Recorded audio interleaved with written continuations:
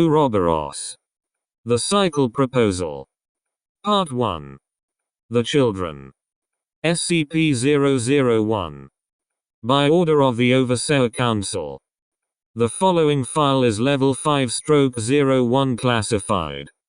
Any attempts to access this file without Level 5/01 authorization will be logged, and the personnel responsible terminated. 001. Full stop. Full stop. Full stop. Full stop. Full stop. Full stop. Full stop. Input Level 5 Primary Security Credentials. Full stop. Full stop. Full stop. Full stop. Full stop. Full stop. Full stop. Command. Users 0513. 6,110,298 Sins of the Father, Sins of the Son 3,561,840. Full stop. Full stop. Full stop. Full stop. Full stop. Full stop. Full stop.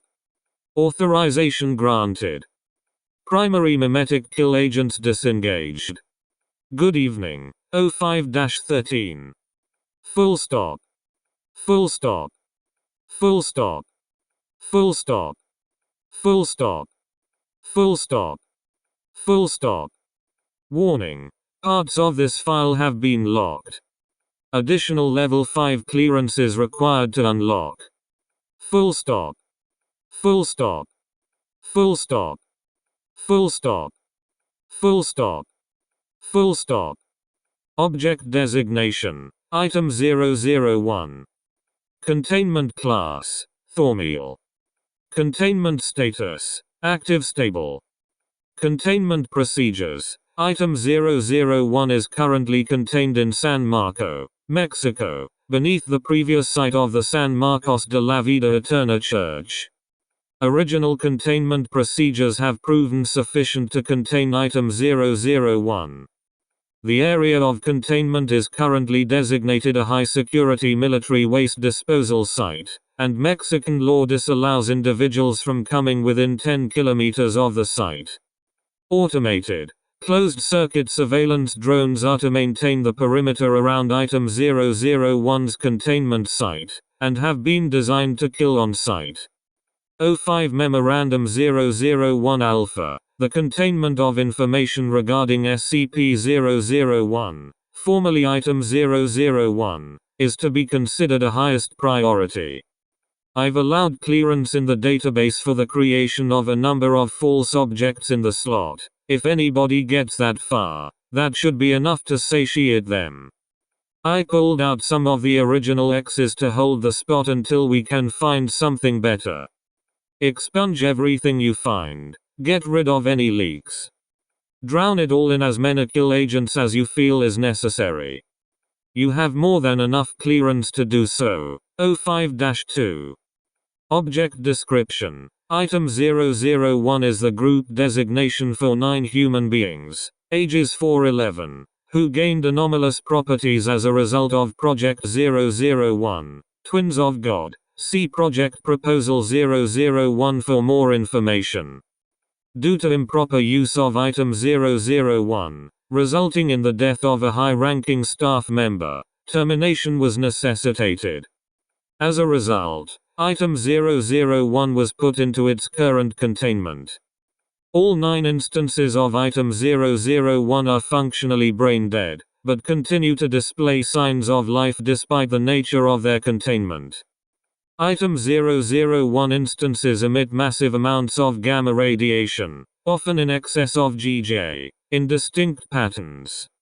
When separated, these patterns appear random. However, certain characteristics become evident when the instances are brought together, and as such, each instance is contained roughly from any other instance of Item 001. Additionally, Item 001 are noticeably radioluminescent. Video observation of Item 001 instances is impossible when instances are active, as video recordings experience decay of footage when instances are on screen. Item 001 instances are capable, when within a range of no greater than 20 meters from any other instance of Item 001, of long-distance termination of objects, places, or individuals. Additional information regarding this property is detailed later in this file. By order of the Overseer Council, Item 001 has been classified as a Thormeal 1 entity. Warning: additional information regarding Item 001 is locked, and currently subject to Level 5 classification. Mimetic kill agents are in place to prevent dissemination of information regarding Item 001. Non-Overseer individuals without Class 5 mimetic resistance conditioning are susceptible to termination as a result of the kill agents. You have been warned, and this will be your last warning. Project Proposal 001, locked. Enter authorization code. 1,485,992 13 men on a dead man's ship 4,910,581. Mimetic kill agent neutralized. Project Proposal, Twins of God. Research Team, Omega 5. Project Date, the 13th of February 1922. Proposal Statement. To create an anomalous entity, bound by the necessary forces to the command of the Foundation's Central Command Administrator, capable of destroying long-range, hostile anomalous threats to Foundation and global security. Research Team led, Dr. PhD. 05-1. Assistant Leads, 05-2, 05-3. Requested Resources. Access and use of Item Subatomic Pumping System. Access and use of Item Harkins Gateway. Access and use of Item Multiple Injections. Materials necessary to construct a necessary containment and testing facility. No fewer than 50 adult humans D-Class, for testing purposes. Project details. Using information gained from recent testing of Item and Item, an opportunity has arisen previously unavailable to the Foundation: the ability to, over large distances, alter the quantum makeup of objects in such a way to render the target functionally non-existent too. To this end, it is now considered possible, with the use of Item, to transfer these properties to a human subject, which should allow for greater control of the effect. To meet the desired goal of this project, Item, and Item have been removed from Foundation records, and their containment will take place solely at the primary testing facility. Under guise of a military waste disposal site for the United States government, a site will be constructed in northern Mexico, away from civilian populations, in order to safely test these theories. Given the potentially volatile nature of the project, utmost care will be implemented to provide a number of fail-safes in the event of a catastrophic breach of containment. These fail-safes are listed below. Given the success of the project, the control over the entity, tentatively designated Item 001, is to be handed off to the administrator of the Foundation, for use against the hostile, anomalous organization classified as GOI 003, Kingdom of Abaddon. A number of mind kill agents will be placed within the Item, and access to these agents will be given to the administrator alone, to act as a fail-safe in order to keep the Item out of the hands of opposition forces. Mimetic kill agent neutralized. Fail-safe containment procedures. Alpha. In the event of a catastrophic breach of containment, mind kill agents placed within Item 001 are to be activated, terminating the entity. Each of these agents has been given a different priority level and should be used in order. They are as follows. Barclay Agent, reduction of motor functions. Anastasia Agent, reduction of anomalous capabilities development ongoing. Nesbit Agent, reduction of mental faculties. Orion Agent, full chemical dissolution of upper nervous system.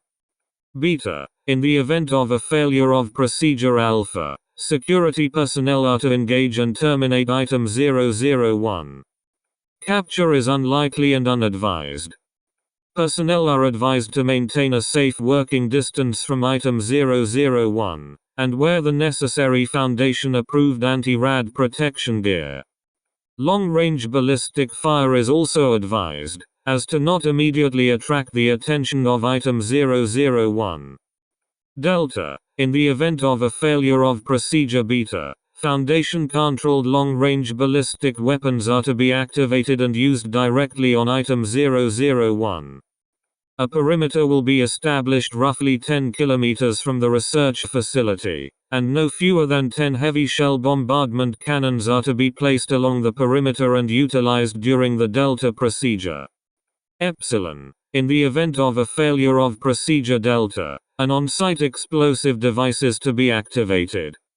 The Foundation Administrator will oversee follow-up of procedure Epsilon. Project approval. Foundation Administrator Frederick Williams. 05-1. Project Lead. Project Report 001 Delta, locked. Enter authorization code. 7,483,529 9 minutes to midnight 1,889,475. Mimetic kill agent neutralized. Project Twins of God progress report. Research team, Omega 5. Project date, the 19th of April 1924. Progress details. Initial containment of the new item 001 entity became immediately problematic, as the expunged from record, and acute radiation sickness across roughly 35% of active staff personnel, resulting in casualties. Adjustment of containment procedures became necessary, and the internal structure of the containment site, now designated Site 001, was reinforced. Personnel chambers were moved back to an off-site location roughly 5 kilometers from the central testing facility. An attack on a Foundation research facility in the Sudan by Kingdom of Abadan forces increased the drastic need for a long-range defense system, and expedited the timeline for an active item 001. By order of the Foundation Administrator, additional resources were granted to aid in the development of more effective testing protocols. Another primary concern became the containment of the anomaly within a single human subject. In 100% of all test subjects, while the anomalous nature would transfer with little incident, subjects would become immediately paralyzed and suffer from severe cerebral hemorrhaging. The only evidence of the anomaly taking effect was the sudden and random destruction of on-site structures and personnel, theorized to be the result of a loss of control due to deteriorated mental capacities in the subjects. In 100% of all cases, mind kill agents were utilized to terminate the pre-item 001 entity. Additional research conducted by off-site personnel gave light to the possibility of spreading the anomaly over a number of subjects free, thus managing the increased mental load of the anomalous properties for. After a testing run that left Site 001 at reduced capacity to operate, and with the allowance of D-class personnel transferred off-site to other projects by order of the Foundation Administrator, alternate options for the continuation of the project had to be discussed.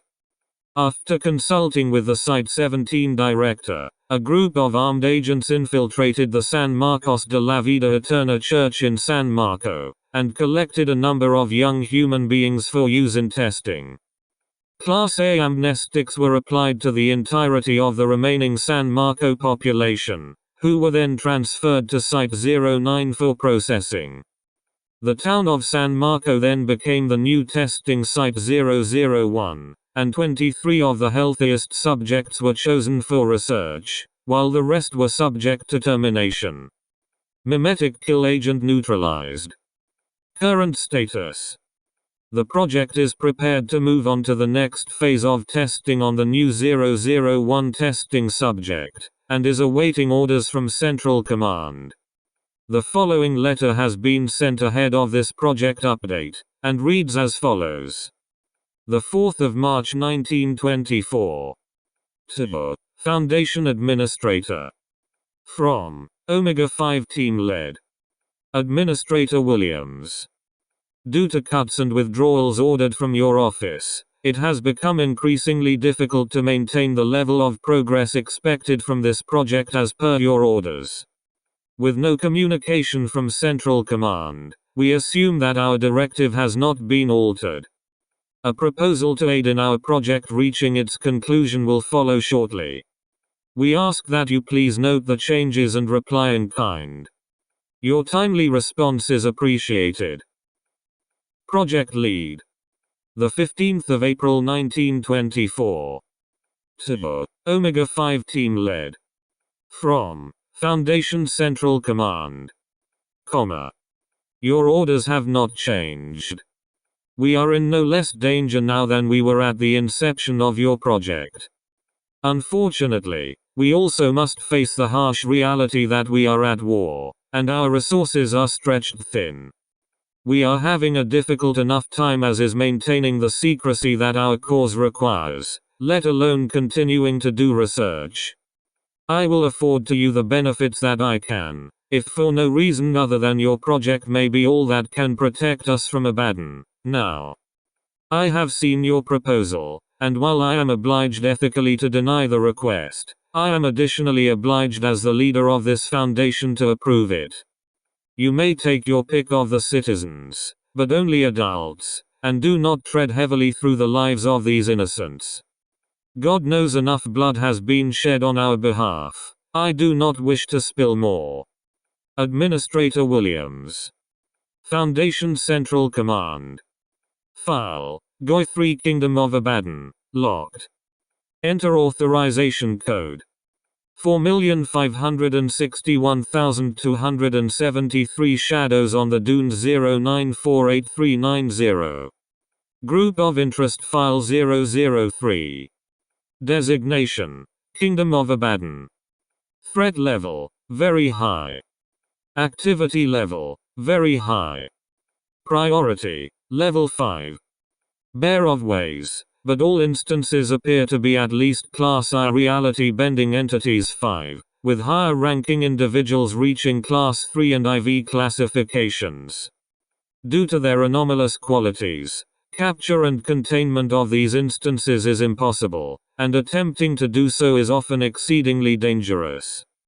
Initial discovery. GOI 003 was initially observed by French military personnel in 1912, during an investigation of attacks against a small village in northern Libya.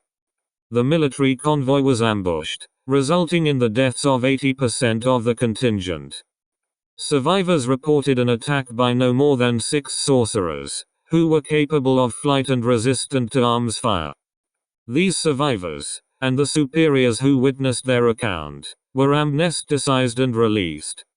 Foundation personnel first encountered GOI 003 during an attempted raid on a broken god warehouse in southern Egypt, when MTF Alpha 4 No Borders was attacked by a group of anomalous individuals matching the general description given by the French military members. MTF Greek letter Alpha with Tarnus -4 was successful in repelling these forces, and managed to capture a lower-ranking individual. After processing and interrogation, the true nature of the Kingdom of Abaddon was realized, and Foundation Central Command began taking steps to protect the Foundation from the anomalous group.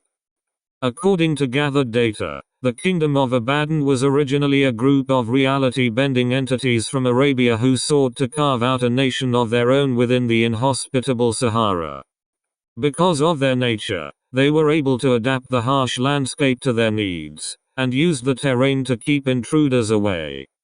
Over time, their numbers grew, and new births were brought before the ruler of the kingdom, God King Abaddon, to be changed into additional reality-bending entities. However, due to inbreeding and other genetic malfunctions that plagued their society, GOI 003 is particularly fragile and will likely not last on its own as an independent organization for any longer than 20 years.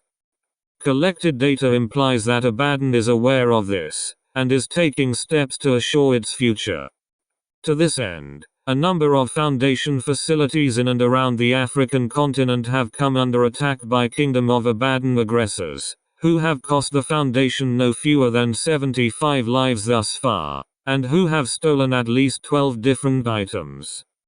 Conclusion: because of the danger and difficulty involved when confronting Kingdom of Abaddon aggressors, and because of the lack of information regarding their activities, it is advised that no personnel attempt to engage any group without backup from a heavily armed military contingent. Research into developing methods to combat Abaddon forces is ongoing.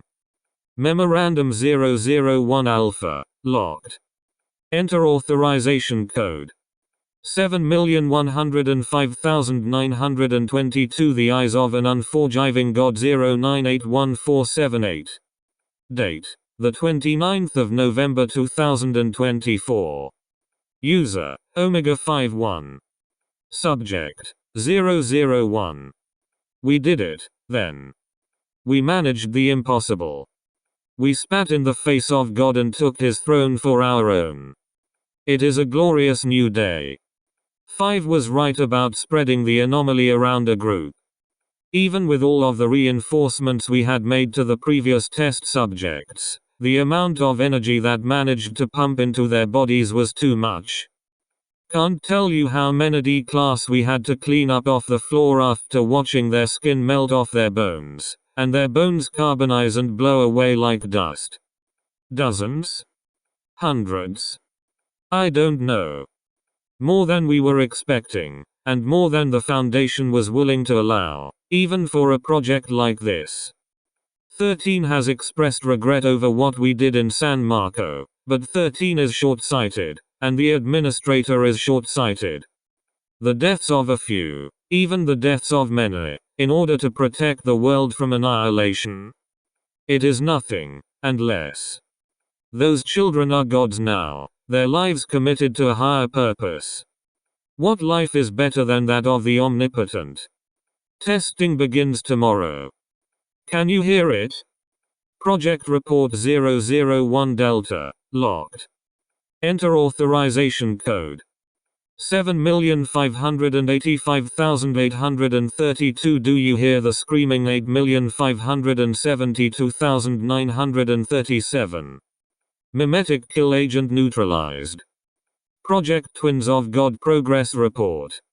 Research team, Omega 5. Project date, the 17th of January 2026. Progress report. The 9 entities collectively known as Item 001 are currently contained within the fortified bunker at Testing Site 01 while undergoing testing. The entities, while functional in their purpose, display no higher brain activity. Despite this, the group collectively is capable of processing information and following orders given by individuals allowed within the mimetic control cycle that all instances routinely undergo. All instances are currently a Class V radioactive hazard, and personnel are restricted from coming within 1 kilometer of Item 001 instances without the proper anti-rad protection equipment. The gamma radiation emitted by Item 001 appears to come randomly between individuals, but when brought together resembles patterns made by conscious human beings on EEG machines. Despite the resemblance, these patterns are more sporadic and inconsistent than what is usually observed in such situations. Item 001 are able to collectively channel enormous amounts of energy from a currently unknown extra-dimensional source, and use this energy to unbind atoms at a quantum level. This allows for the nearly imperceptible annihilation of any object at any distance, so long as the object and location is described in some detail to Item 001. Below are the Item 001 test results for the 17th of January 2026. Test Series 023. Object, Item 001. Research Team, Omega 5. Testing Goal, establish an outer limit for Item 001's area of effect. Round 1. Target object, steel rod, placed 5 km from item 001. Item 001 instructed by operator Dr. Omega 5 team leader, to destroy target object. Result. Target object vaporized shortly after item 001 received orders to do so. No quantifiable amount of target object remained post-test. Round 5. Target object, steel rod, placed 800 km from item 001. Item 001 instructed by operator Dr. Omega 5 team leader, to destroy target object. Result. Target confirmed vaporized shortly after item 001 received orders to do so. Distance appears to not be a factor. Longer range test planned in next series. The children are operating as designed. I have little doubt that they will serve their purpose when the time comes. They are unwavering, unfeeling, seemingly indestructible, and need only a word before sending death flying across the universe. Truly, this is a weapon built for only the boldest of men. 05-1. Test Series 025. Object, Item 001. Research Team, Omega 5. Testing goal, establish a maximum and minimum size of effect over distance. Round 2. Target object, steel sphere, 3 meters in diameter placed 1000 kilometers from item 001. Item 001 instructed by operator Dr. Omega 5 team leader, to destroy target object. Result. Target object vaporized, as expected. Round 3. Target object, Church of the Broken God worship site, in Turkey, is 11,500 kilometers from item 001. Item 001 instructed by operator Dr. Omega 5 team leader, to destroy target object. Result. Target vaporizes. No additional damage noted to surrounding area. Witnesses to event were administered a Class A amnestic and released held for additional testing. Test demonstrates that individuals or groups of individuals must be targeted, as targeting a location is not enough to result in their annihilation. Round 7. Target object, male human, age 33, located roughly 11,500 kilometers from item 001. Item 001 instructed by operator Dr. Omega 5 team leader, to destroy target object. Result. Target vaporizes. Collected Foundation correspondences and notices, locked. Enter authorization code. 00024881 Vigilia Oculus 4,781,621. Mimetic kill agent neutralized. Date. The 2nd of January 2026. To Omega 5 team led. From Administrator Williams. I have heard the good news of your success with Project 001, and cannot express to how important this is. We will finally be able to put an end to Abaddon, and be able to better protect ourselves in the future. To this end, I am eternally grateful. However, I must admit my concerns about you specifically. 05-1. Your recent letters have been troubling, in spite of your successes. I have no doubt that you are the most qualified man to lead the Omega team, but I understand if the stress of the endeavor has taken a toll on you. I know it has with me. Regardless, once this is all over, I'm prepared to promote you to director of the newly constructed Site 19, after you've taken some time to recuperate, of course. We can discuss the details when I see you next month, once we've taken care of Abaddon. Sincerely. Administrator Williams. Mimetic kill agent neutralized. Date. The 14th of February 2026. To Foundation Central Command. From Omega 5 team led. I am fine, Administrator. The project is finished. We will complete our task when you arrive. 1. Mimetic kill agent neutralized. General notice. All personnel. Redacted by Overseer Order. Issued by Foundation Central Command. Date: the 21st of March 2026. Subject: Administrator Williams. Foundation Administrator R. D. Williams has been murdered. A general warrant has been released for the capture of his killer and his killer's accomplices. Doctor, Doctor, Doctor, Doctor, and Agent. These individuals are believed to be armed and highly dangerous, and may possess a number of dangerous anomalous items. If you have information regarding the location of these individuals, please report directly to your site director. A transitory council of administrators has been created, consisting of senior staff members from the Omega-5 research team, by order of the late administrator. This council will oversee Foundation operations until such time as a new governor can be established. Mimetic kill agent neutralized. General notice. Issued by Foundation Central Command. Date: the 22nd of March 2026.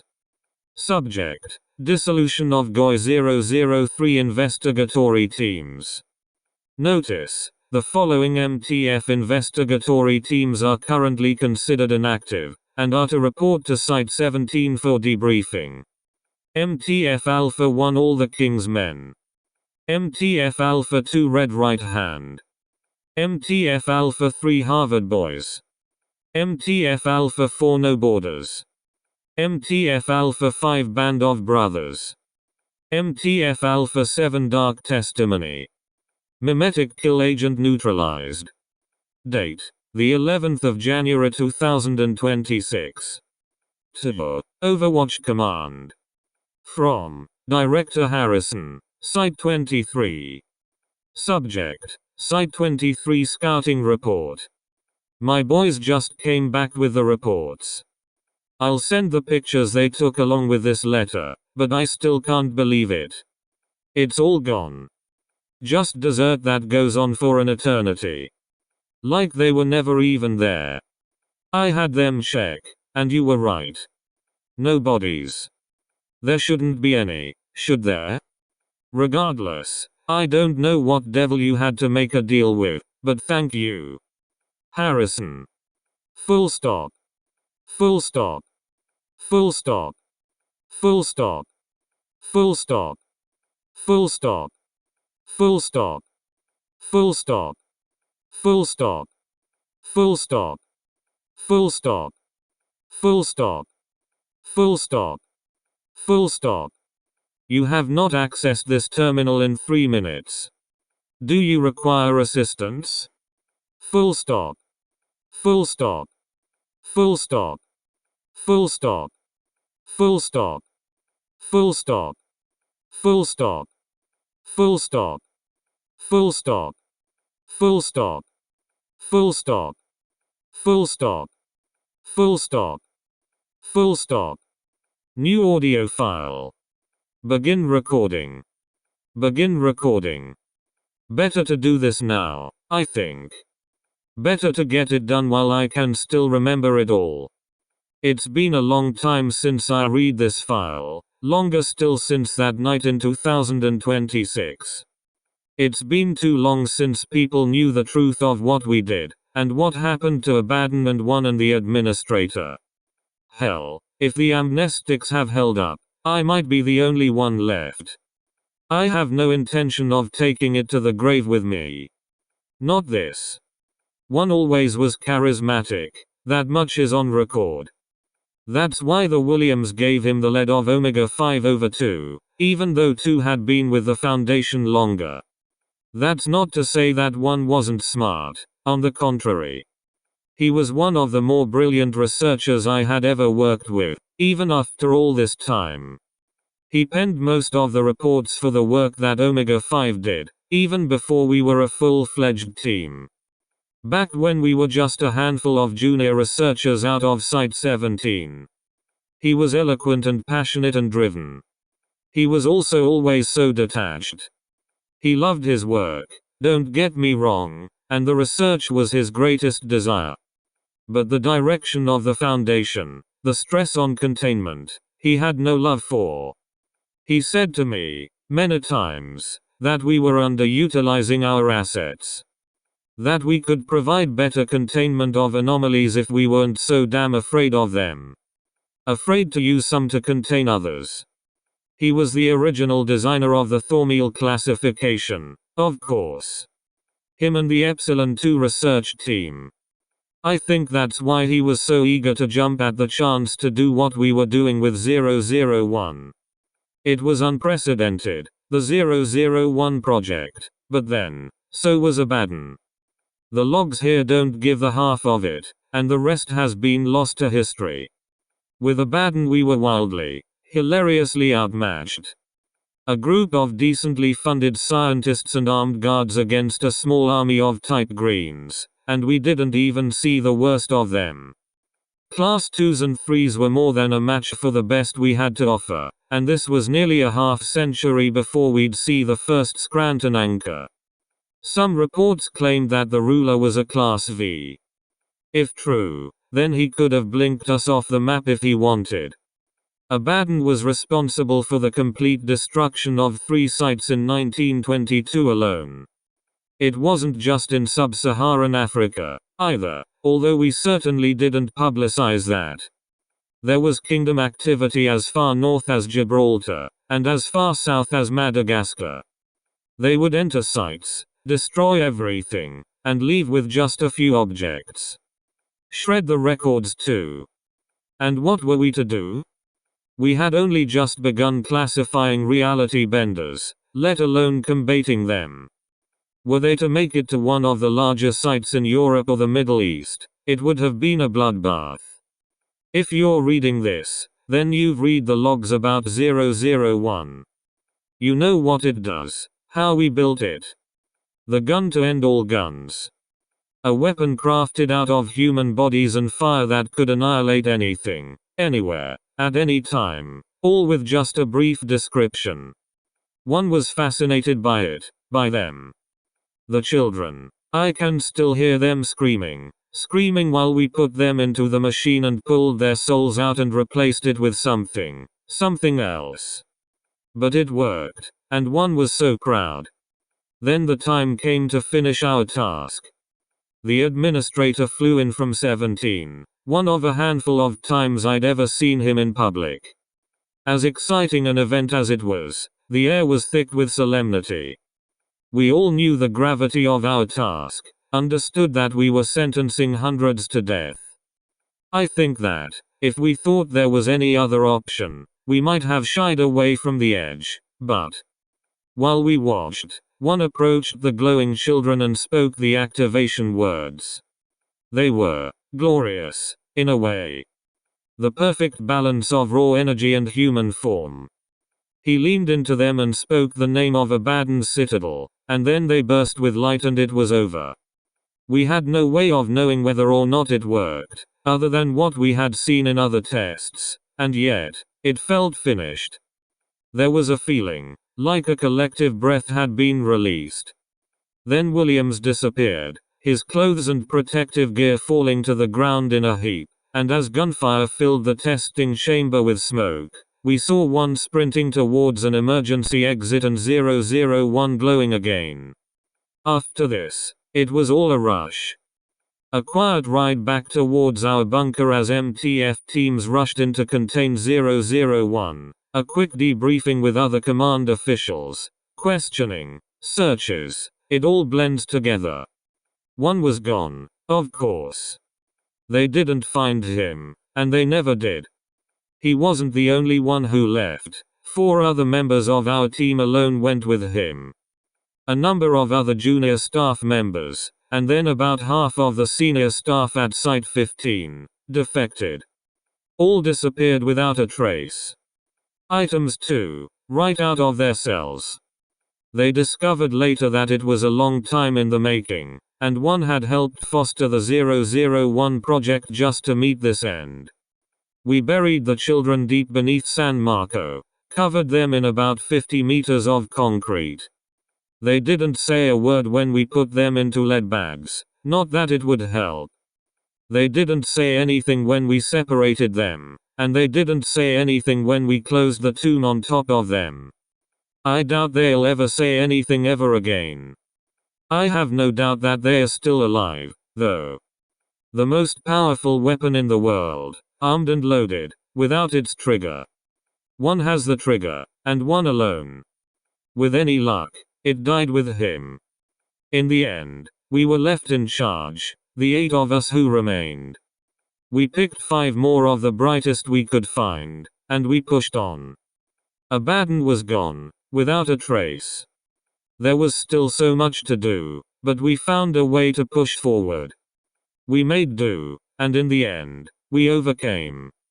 I still think about the children under San Marco, from time to time. About the lengths we went to when we were panicked and afraid. About the things we did, even outside of the project. I think about 1, 2. I wonder if he found what he was looking for. I wonder if he thinks it was worth it. I received a message through the secure system, nearly 1 year ago today. I said nothing then, but I'm going to add it to this file now. As for the contents, I'll let others decide. I've said enough. End recording. Command. Users 0513. Upload C. Messages secure /1txt. Full stop. Full stop. Full stop. Full stop. File upload complete. Now displaying 1txt. Full stop. Full stop. Full stop. Full stop. 13. When we were young, you asked me if I thought that our dreams would ever be realized. If we would ever be able to keep the world truly safe, and hang it up for good. You asked me if I thought we had the means to do so, or if the means existed at all. You asked me to what lengths must we go, what prices we must pay, what allegiances we must forge, in order to achieve perfection. I did not know then. I do know now. There will come a day when the secrets that the Foundation has tried to hide away will rise up from the shifting sands in glorious appearance, when the subjugated will break free from the bonds of their captors, and when the march of progress will no longer be impeded by those who would huddle around their fires, swatting at the ever-growing shadows. On that day, the Foundation will be cast aside, and all that will remain is purpose. Do you hear the black moon howling? 13. You will, soon. Vive l'insurrection. Full stop. Full stop. Full stop. Full stop. Full stop. Full stop. Full stop. Command. Users 0513. Full unlock. Full stop. Full stop. Please input level 5 authorization code. Full stop. Full stop. Full stop.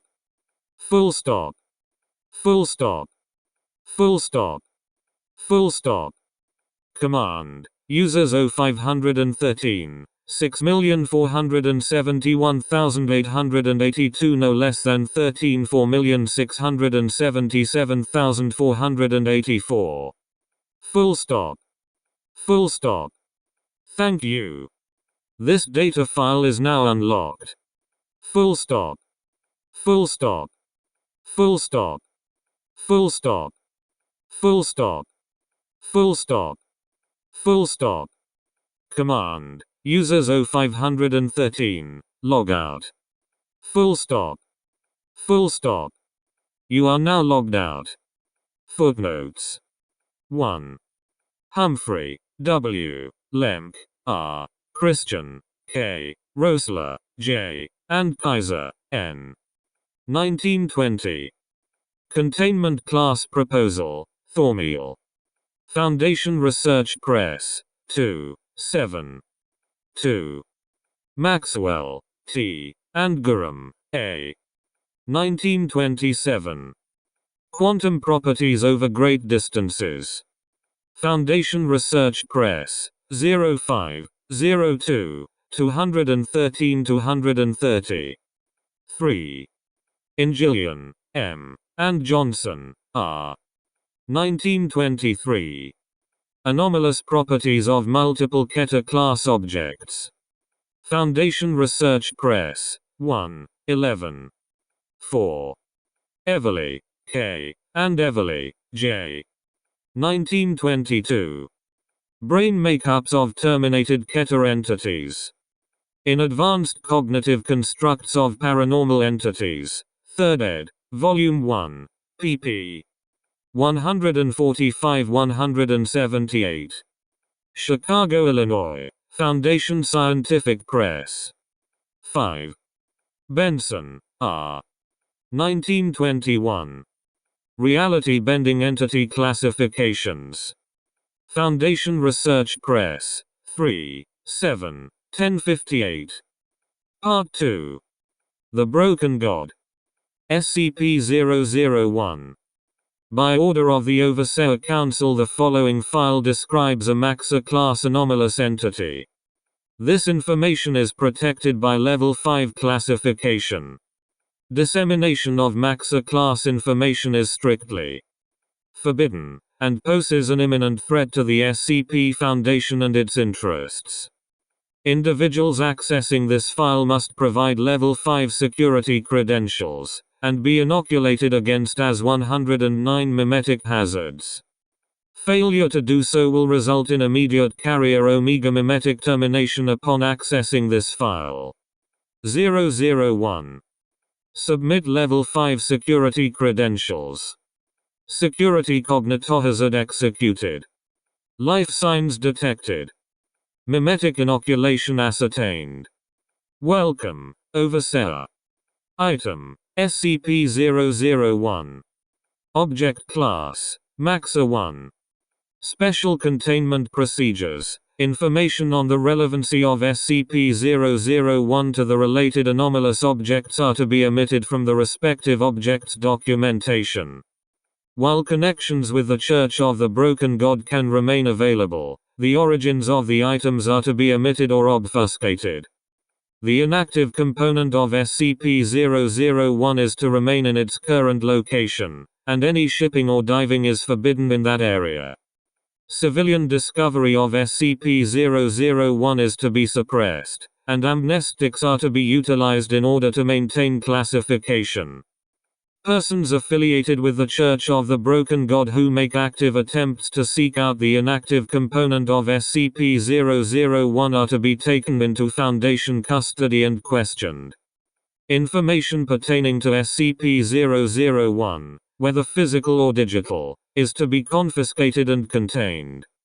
The inactive component of SCP-001 is expected to remain inanimate. However, should SCP-001 experience spontaneous reanimation, all active Mobile Task Force units at nearby Site 27, Site 44, Site 90, and Site 101 are to be assigned to active countermeasures. Should this event, currently designated an 001 apotheosis event, occur in the modern world, it is believed that current means of information suppression would be insufficient. It is likely that an 001 apotheosis event would result in a SK-class broken masquerade scenario 2, and likely following that, an XK-class end of the world scenario. Extant active components of SCP-001 are not to come within 20 km of the inactive component of SCP-001 under any circumstances. Description: SCP-001 is a collection of anomalous items, formerly a single, massive mechanical entity assembled by members of the Church of the Broken God in late 1942 near La Paz, Mexico. Items include SCP-217, SCP-1139, SCP-882, and several internal components of SCP-629.3. Members of the church combined the various anomalous objects in an effort to restore their deity. Upon activation, SCP-001 reportedly began to integrate metallic objects into itself while actively seeking other anomalous objects. SCP-001, and the resulting 001 apotheosis event that took place as a result of its assembly, was the cause of significant environmental changes in western Mexico, and required one of the most widespread use of amnestics to date. Post-event, the active components of SCP-001 were taken to Foundation sites for containment, while the inactive component of SCP-001 remained on the bottom of the Gulf of California, at approximately 23.807269, -108.418369. Addendum 1.01. Collected information describing SCP-001. Transcription of statement by Father Jorge Castillo, August, 1945. Fernand was the first, I think, the first who contacted me after they had found the heart. The way they described it, the fervor that was in their eyes, it captivated me, and I knew then. I knew that they had done it. I went to meet with Anthony and Salvador the weekend after my sister's confirmation. When they showed it to me, I was taken aback. It was little more than a pile of gears, pistons, ticking pieces of clockwork and lubricated metal parts, all dutifully churning along without a power source. Within it I saw the heart, just as they described. It spoke to me. Not like you and I would speak to each other, but with images, and feelings, and pain. It was in so much pain.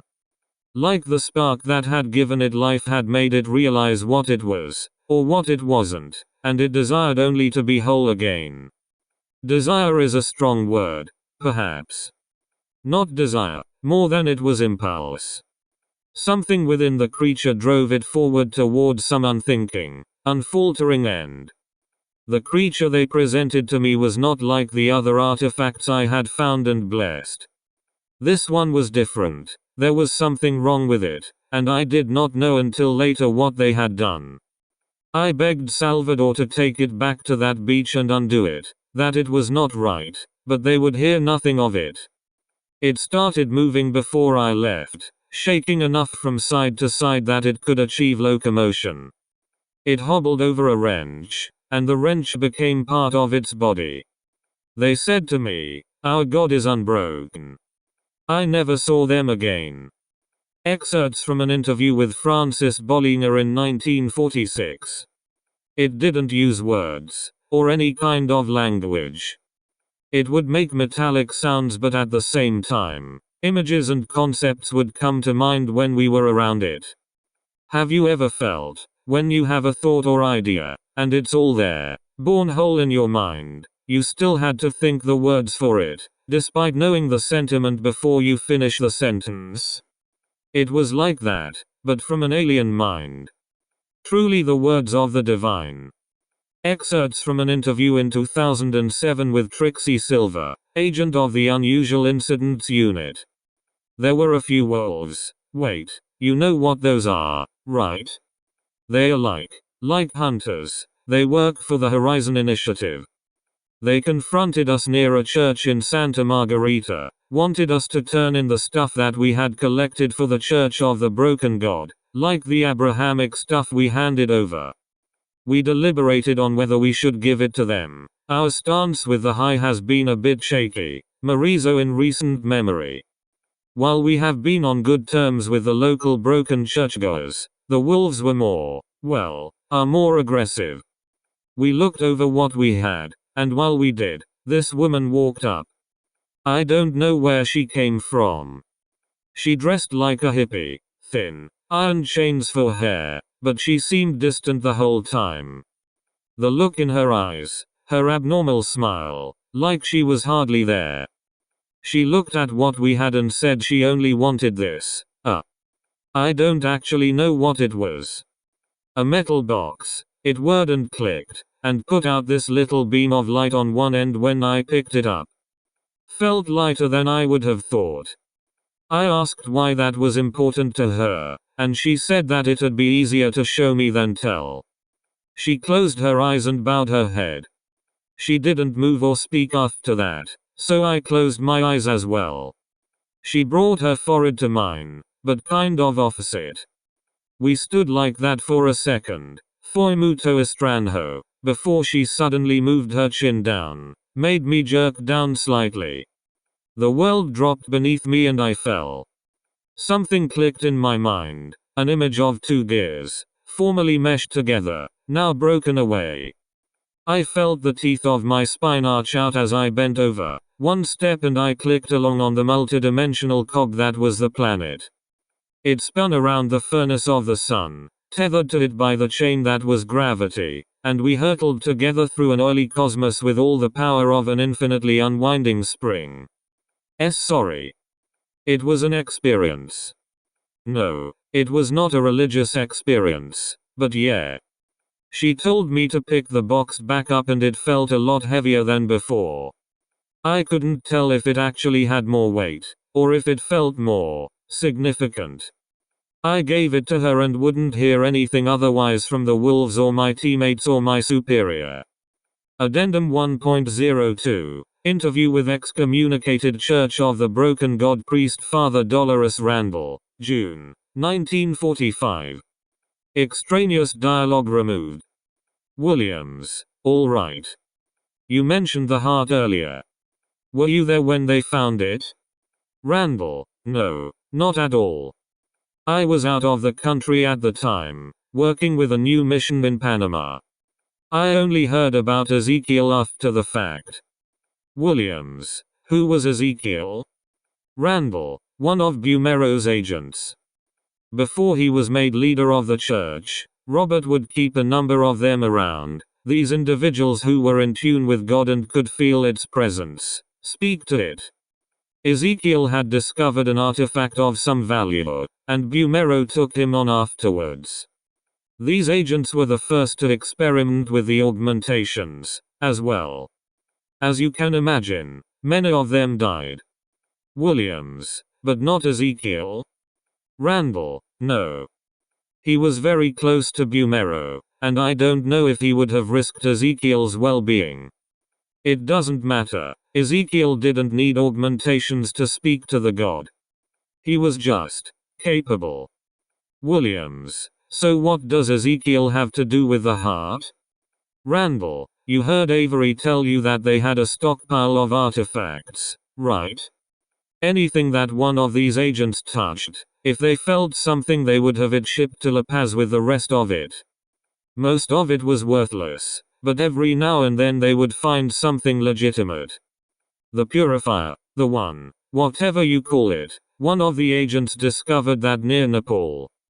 They had tendons and ligaments and everything else, but they were all just parts. They would move on their own, but they didn't do anything together.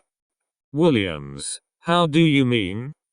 Randall, the texts refer to the God reassembling itself once the pieces are brought before its heart. All you need do is to feed the heart a limb, and the God will have a limb. But they couldn't find a heart. There were, courses, a couple of agents who had claimed to have found one, but they were all the same useless piece of machinery as the rest. Williams, where does Ezekiel figure into this? Randall, Ezekiel was the one who told Bumero that, if they could not find a heart, maybe they could build one of their own. This, at the time, flew directly in the face of the church doctrine. The leadership, if they had known, would have excommunicated him. But it was quickly becoming clear that the project couldn't last through to the summer. I was sent in with my mission to resupply them after Ezekiel had left, and their supplies were nearly exhausted. Williams, our records indicate that the heart was something they discovered. Is that not true? Randall, of course it isn't true. You can't preach to a congregation about God giving parts of himself to you and then turn around and tell them that the most essential part is something you conjured up out of nothing. Worse than nothing, though. The details of what they did to create that heart and make it live were never revealed to me, but you can draw conclusions from evidence. There was a drought that year, and the polio crisis hit an all-time high. Thousands died, all of natural causes.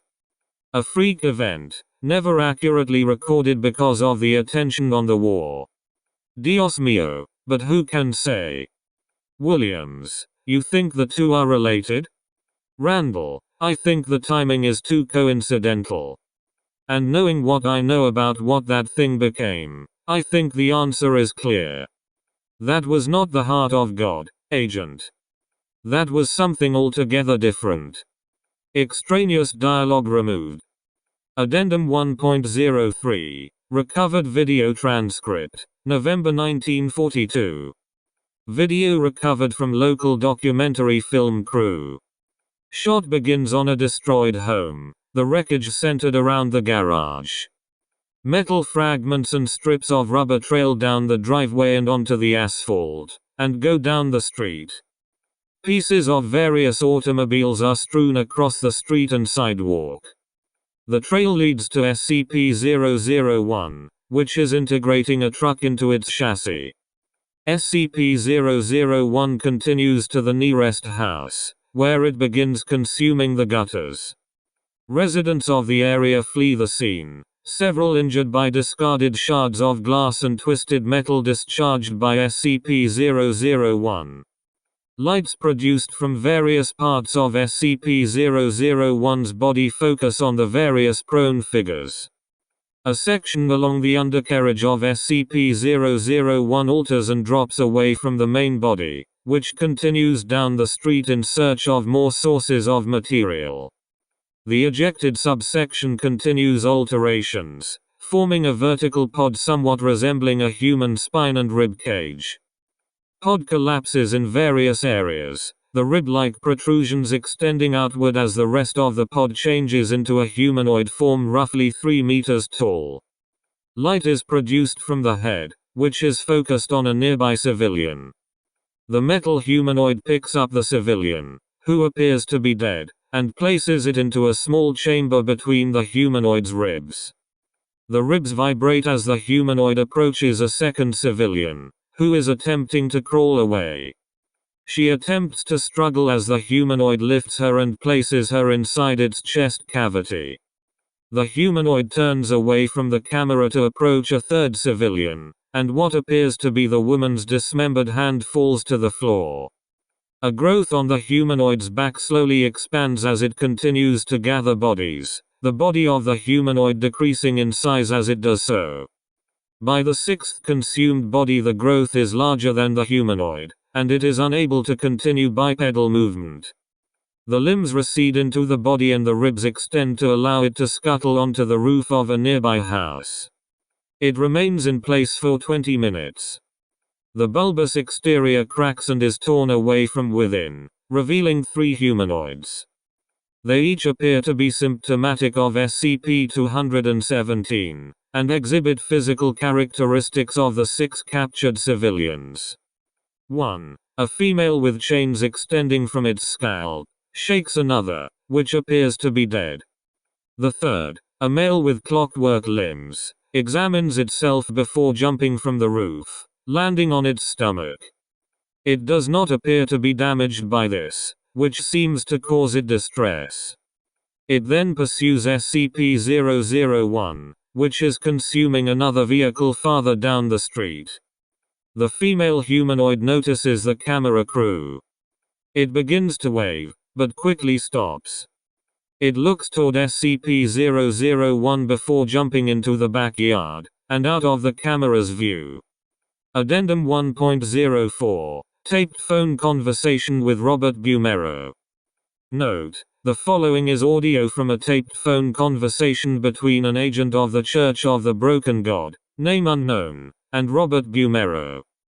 The call was recorded in December of 1942, and was collected by Foundation personnel during a raid on a church stronghold in 1966. Call begins. Bumero: hello? Agent: bless you, Father. Bumero: Dmitri? Agent, no. Bumero, of course. Bless you, child. How is the little lord? Agent, stronger every day. We had to move him from the back of our office into a warehouse nearby. Bumero, he's being fed? Agent, as you required. Bumero, good. When will you be moving to Pinasco? Agent, within the week. We are only waiting for the next train. Bumero, it may need to be sooner. There was a raid in La Paz 2 weeks ago. 3 of our men have not been accounted for. There is growing Foundation activity nearby. Cuts out momentarily. Agent, father?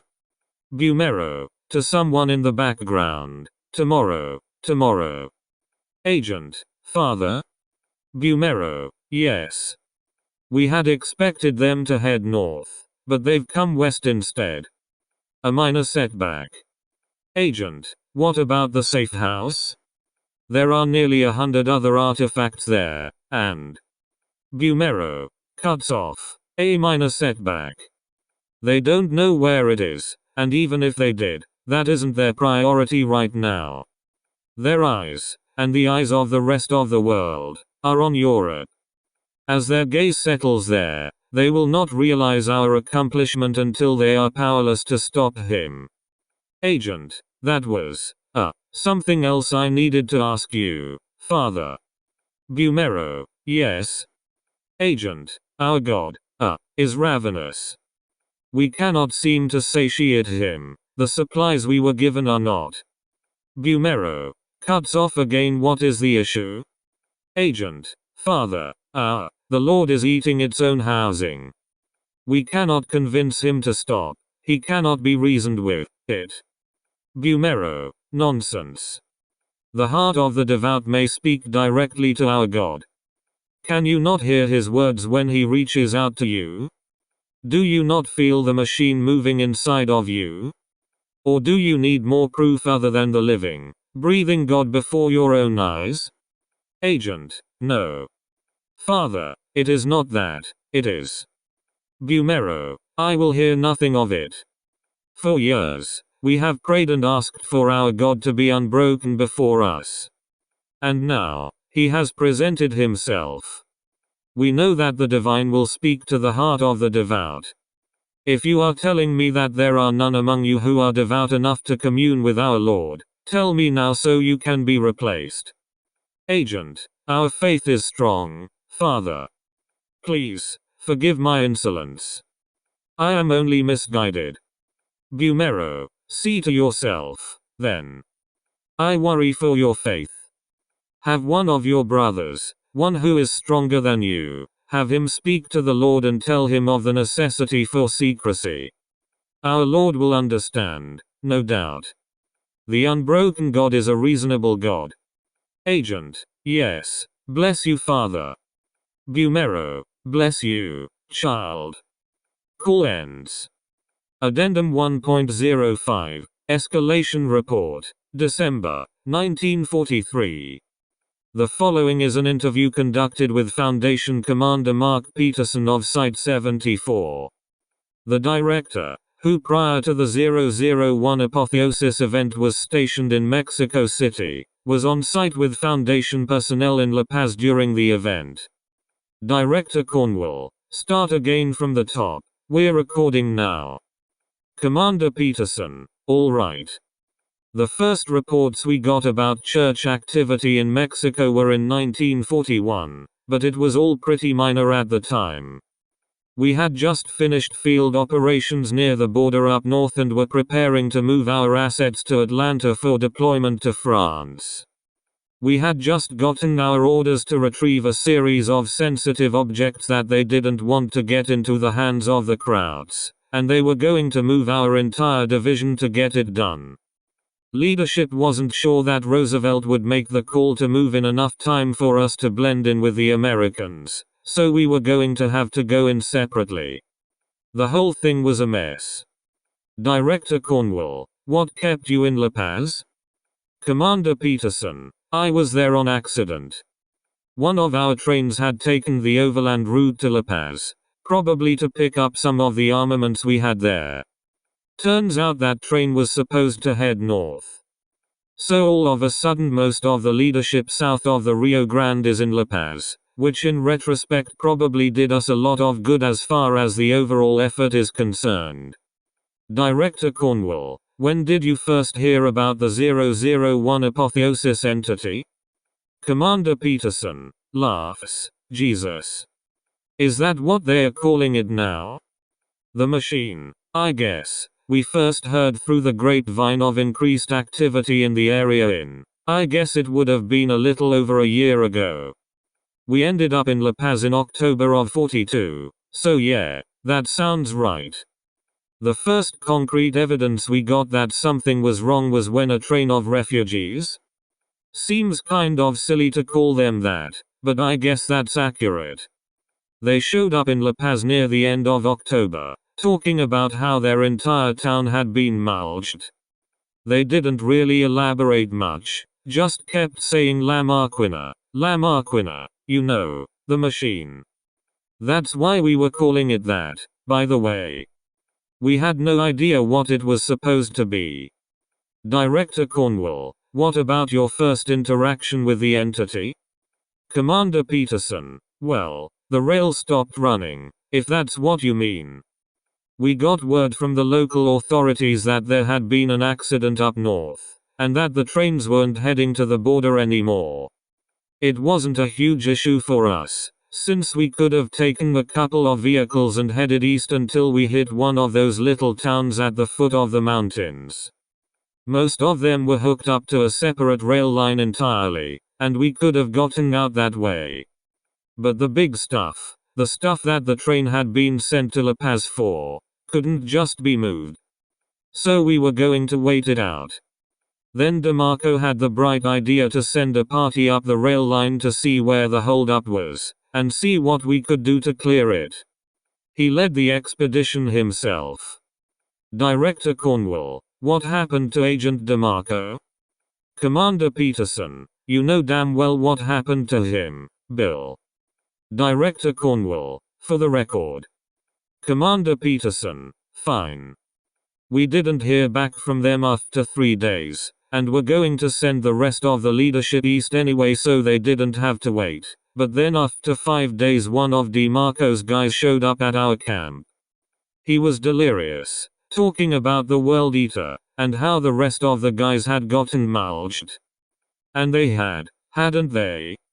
I know it wasn't as big then as it ended up, but it wasn't something to fuck around with. DeMarco. Director Cornwall, are you alright? Commander Peterson, yeah. He tried to kill it. He probably knew then what we wouldn't find out until later, that we couldn't contain this thing. There wasn't a hole in the world big enough to put it in, or a box that it wouldn't eat its way out of. But it didn't matter for him, or anyone he went with. The machine didn't care. Director Cornwall, when did you first see it? Commander Peterson, December. Once we'd hunkered in, I was part of an expeditionary team that flew up there to get a good look at it. It was already, you saw what it did to that side of the country. I've never seen anything that big that could move. It was like a mountain of moving parts, blackening the sky as it burned through whatever it was shoveling into its chest. And it was small then. It was, I don't know. We all had XK event preparation training, but this went above and beyond anything we had trained for.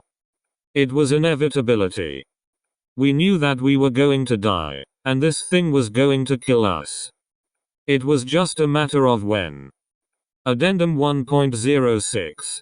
Collected Foundation Correspondences. Note: the following are excerpts from written correspondences by Foundation personnel stationed at La Paz, recovered from the temporary site in the wake of the 001 apotheosis event. Names have been omitted. Dear: I don't even know if this will get to you. None of the trains are running, but our commander says that we can still get letters out. I hope it does. I'd like you to read it. The skies down here have been dark for weeks. Smoke from up north every day makes it hard to breathe. They still don't have indoor plumbing here, and nobody but the other guys in our company speak English. We still don't know what we're down here to do, either. I keep hearing we're here to fix the rails, but why aren't we going north? Aren't the brakes in the rails up north? A man came into town today with damn near half of his face cooked off. He was like a dead man, didn't respond to anybody. He got towards the middle of town and collapsed. When he finally woke up in the infirmary later, he was delirious. Telling a story about a machine the size of a mountain that spoke to you. Said there were people jumping out of their homes and running, just to throw themselves in it. Said they were shredded, like jumping under a lawn mower. Then he died, and nobody knows why. The mountains crumbled before our own eyes. We saw a figure rising through the smoke, slow and lumbering but with terrifying momentum. It didn't crawl like a beast or walk like a man, but was propelled forwards by the turning of a million cogs, like an iron centipede. Its body extended upwards, into the smoke, higher than we could make out. Within its chest we saw fire, like the furnaces of hell. It came to the mountains north of us and did not stop, or go around, but went through, and devoured them. It reached out with a long, pulsing arm, and pulled an entire village into its maw. I saw men leaping to their death as their homes were swept away, into the same inferno as the rest. And it howled, not just through the grinding of the gears and the churning of the machine, but in our minds. I could hear it in my heart. It was screaming. Directive, Central Command, Site 001. Courtesy of Temp Site lost. La Paz in ruins. Mechanical entity contained. Massive geological alterations. XK avoided. Requesting amnestic support. Addendum 1.07. Interview with GOC Lieutenant Revenant. Note: the following is an excerpt of a post-event interview conducted with a GOC lieutenant, codenamed Revenant. The recording of the interview, and all transcripts thereof, were collected by Foundation agents during a negotiated information exchange in 1992. To date, the identity of Revenant is unknown. There's this story that gets told among Foundation agents, something that the grizzled veterans will tell the greenhorns during the long nights of guard duty on some cell block or another. I don't know who started it, but I know they still tell it. It's been a half-century, and they still get it right. You can give them that much credit. They say, don't you know? The GOC killed God. But the greenhorns will say, no, that's not true. God is in a cell at site whatever. The GOC didn't kill God. And they are talking about that tight green they've got locked up somewhere, the one who thinks he's the Christian God. Then the vets will smile and shake their heads, and won't say anything. Because they all know. They know that in 1943, in the midst of the apocalypse, the Foundation could do nothing but watch the end while the Allied occult initiative, a poorly funded, undermanned, inadequate predecessor to the coalition, saved the world. The metaphorical gun was found on an island off the coast of Greece. I can't even remember what it looked like. All I get is that sort of fuzzy recollection the amnestics leave you with. But I distinctly recall it wasn't as heavy as you'd think.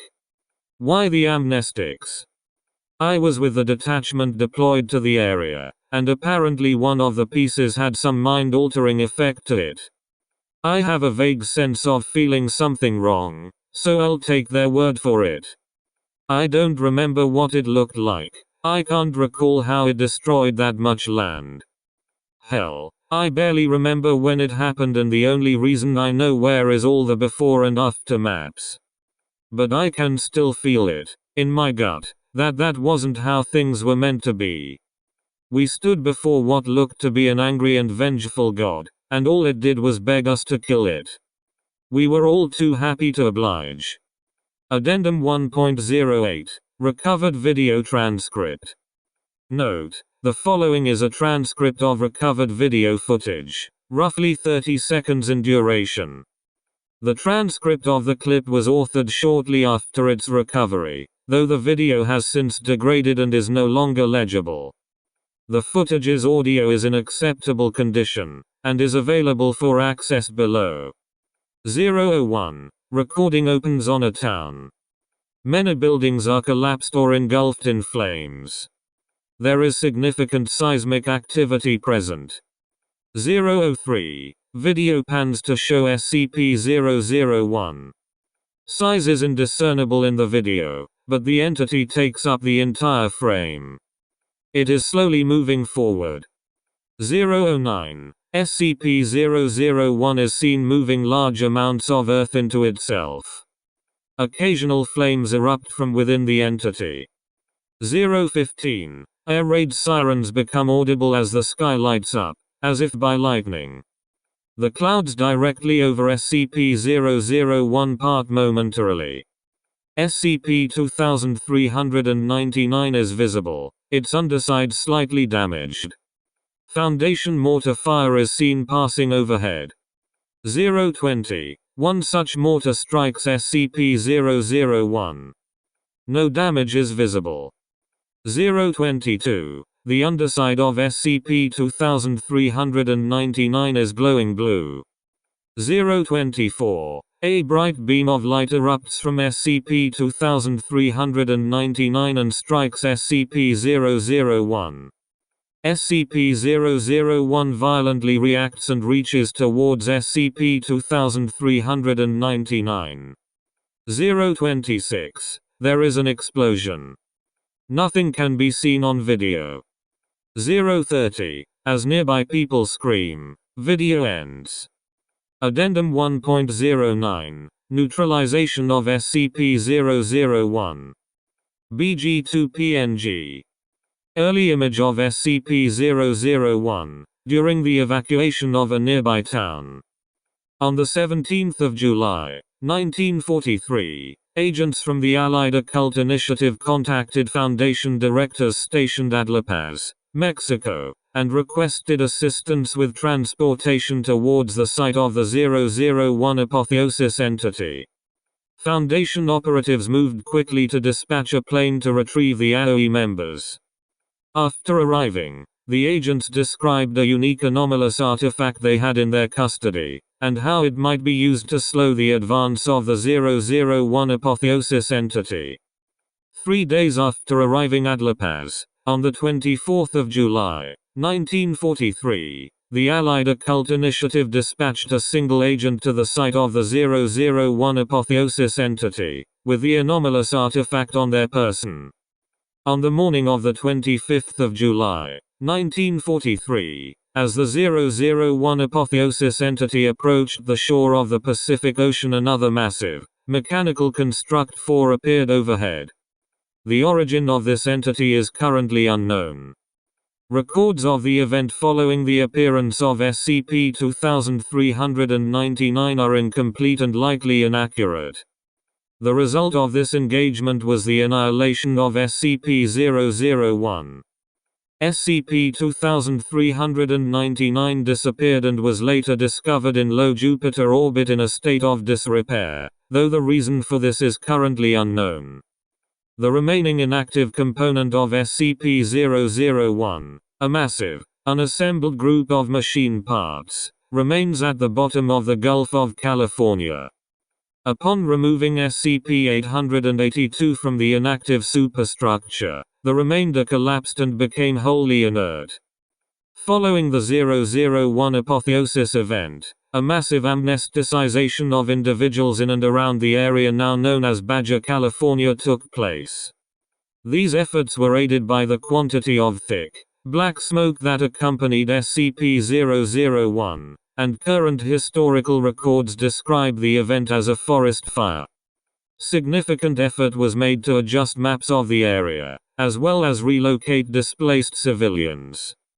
Because of the need for a widespread amnestic regimen, Several experimental neurotransformers were used 5, and because of their poorly understood side effects, it is estimated that no fewer than 2 million people across the world died in the decade following the 001 apotheosis event. Addendum 1.10. Collected Allied Occult Initiative Documentation. Note: the following document was given to Foundation personnel by POI 004D/001. See Addendum 1.12. It is currently unknown how the document came into POI 004D/001's possession. ATTN. General Darius.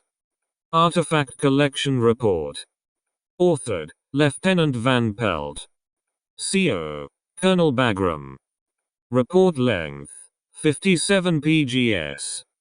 Summary of report. On the 30th of December, 1942, a rogue humanoid entity, anomalous in nature, was sighted by a patrol near a small island off the coast of Greece. This entity, who claimed no name and did not communicate readily in the English tongue, was carrying a small, cubic artifact no larger than a baseball. The entity appeared to be feminine and had a number of steel chains extending from its scalp. Entity was originally willing to give up possession of artifact, classified AR-213, but became hostile shortly thereafter and began speaking. Entity made threats on the lives of the squad, and subdued 2 officers before being incapacitated by Sergeant Dixon. Entity made reference to the west of the Mexican country, demanding to be freed so that the artifact could be taken there. Further research has uncovered increased SCP Foundation activity in that area, as well as some minor geological disturbances. On the orders of Colonel Bagram, 2nd Platoon was ordered to ship to the site of the disturbances with the entity, classified N-340, in tow. After boarding the ship bound for America, N-340 became passive, albeit obviously uncomfortable and disturbed. Recommending further psychological evaluation of N-340 upon return prior to termination. Once analysis of AR-213 is completed, artifact will be shipped to Zurich for incineration. Report is attached for your consideration. Lieutenant R. Van Pelt. 2nd Platoon. Allied Occult Initiative Peacekeepers. Addendum 1.11. Agent Rubison's Statement. January, 1944. Note: Agent Aaron Rubison was on site during the collection of SCP-001 artifacts. As the most senior member of Foundation staff assigned to the collection effort, he was required to submit a post-event statement. This report was filed at Site 17, until it was added to the other classified material related to SCP-001. It is unknown whether any other individuals had knowledge of this report, or if any copies were made. The following is an excerpt from that statement. We took what we could from the shores first. Little things, gears and pulleys and pistons, things like that. A lot of it was garbage, but they were still twitching, spinning, turning. They still had life in them.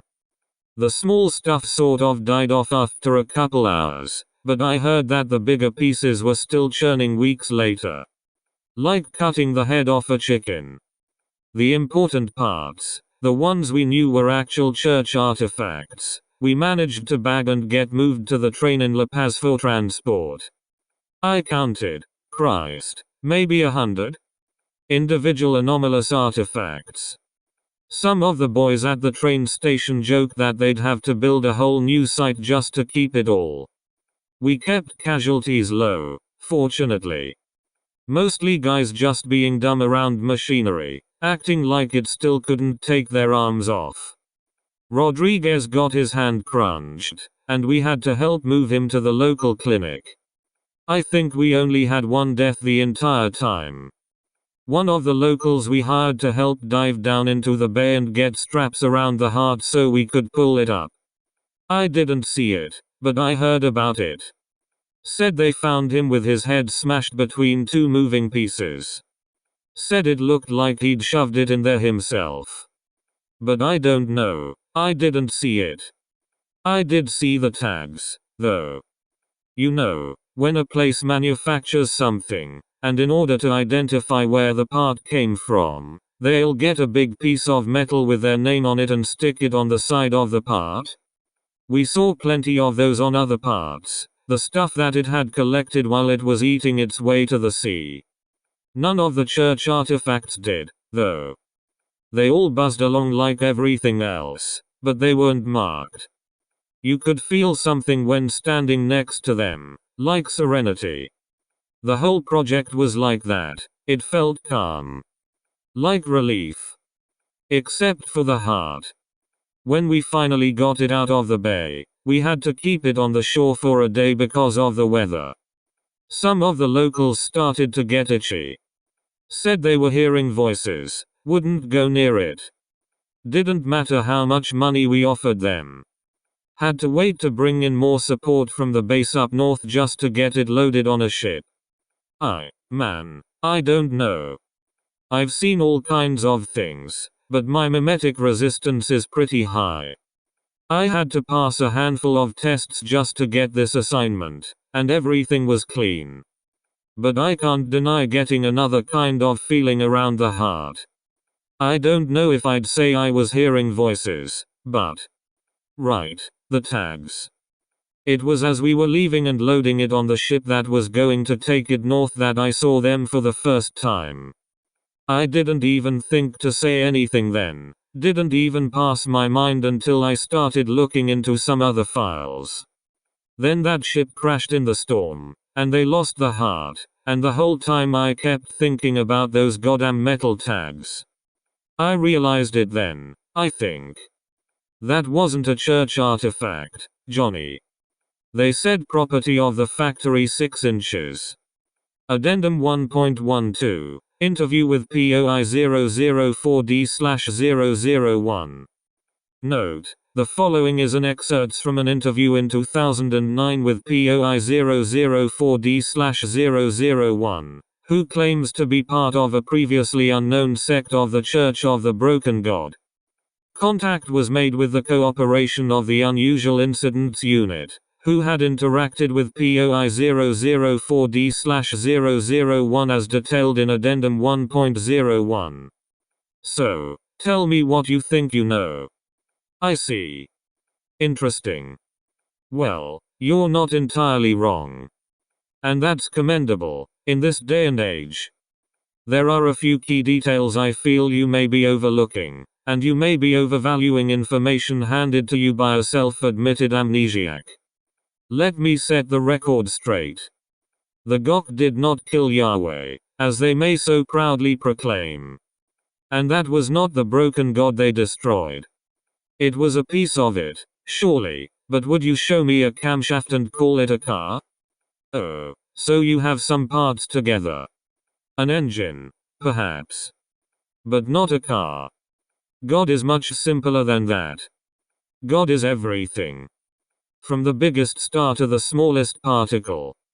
Each tiny parts, completely insignificant on their own. Doing whatever it is they are meant to do. Meshing together, gnashing at each other. All a part of a cosmic machine. The machine aspect was, at some point, likely simply a metaphor. An idea. But as I'm sure you know, ideas are powerful. They make things from nothing, or change things already there. And with a small spark of the divine, a symbol becomes real. Have a planet with as much life as there is here, you generate a lot of ideas. And you may ask me, why is it called the Broken God? There are a few possible answers. Something as simple as translation issues. Reinterpretations made physical by the devout. Is broken simply a poor translation of some more nuanced word? Was God a being that broke in the Big Bang? If so, why did it break? And what will happen if it's repaired? I can answer none of the questions save the last, but you already know the answer. Whatever God once was doesn't matter, ultimately. What matters, to you, is that it must remain as it is. Broken. God knows that. The more powerful parts, the mechanical components the more conventional sects may label as holy, they know they are not meant to be one solid thing. And even when forced together, a foreign force driving them, they know what they really are. Bits of the monster will work to destroy itself, deploy smaller entities to do the job. The Gok didn't kill it, they took the gun from its own hand and claimed credit when they pulled the trigger. The problem is that humans are too small a part of God to remember. Remember what it was like before. And so those like Bumero will invent new ways to push us toward a singularity.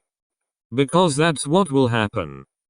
Did you see the underside of the destroyer? It was damaged even before the encounter in 1943.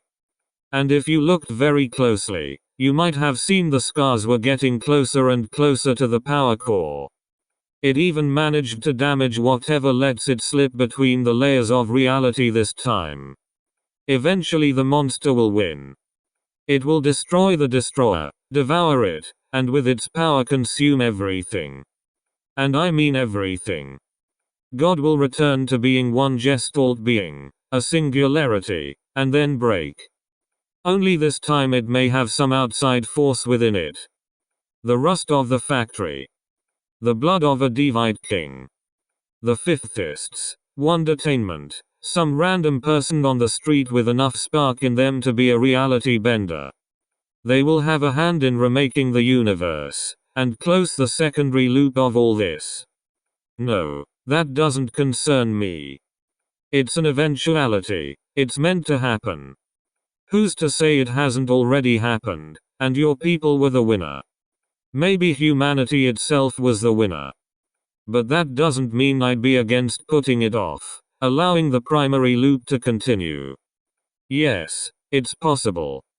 I know you couldn't damage the monster last time, and that the destroyer may not be able to repair itself by the time it is needed. But who's to say you can't aid it? Or mimic those who will seek to rebuild God, and acquire outside help? Working together, nothing is impossible. Apart, we are broken. But united, we are God. Footnotes and references. 1. The Maxa classification was codified in 1981 by the Foundation's Containment Committee, in conjunction with the Overseer Council, the Site Directors Council, and the Foundation Ethics Committee. Until such time that the Maxa class was codified, SCP-001 was classified as neutralized, and the Maxa class was created to replace this improper classification. See Classification Committee Record CA-10931. Relevancy of the neutralized classification in non-standard applications and CA-10945. Proposal. Maxa class. 2. SK class scenarios will automatically trigger a backup of all sensitive Foundation information to maximum security data servers within self-contained deep well sites. Currently 117, 118, and 119.